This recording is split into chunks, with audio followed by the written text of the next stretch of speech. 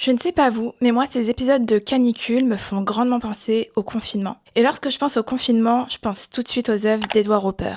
Pour moi, dans ses œuvres, on retrouve exactement cet effet de solitude et de pesanteur. Il nous dépeint un monde figé dans le temps, sans mouvement. Ces personnages sont seuls face à leur propre solitude. Leur visage est bien souvent caché, dissimulé, car en réalité, ces personnages, c'est vous et moi. Mais encore une fois, pour bien connaître une œuvre, il faut tout savoir de son artiste. Edward Hopper était quelqu'un qui se sentait extrêmement seul. En 1906, il commence un voyage en Europe. Il en prendra plein les yeux. Quand il revient en Amérique, il a du mal à s'en remettre. Il a du mal à faire face à sa propre réalité. Il le dira lui-même, il m'a fallu des années pour me remettre de l'Europe.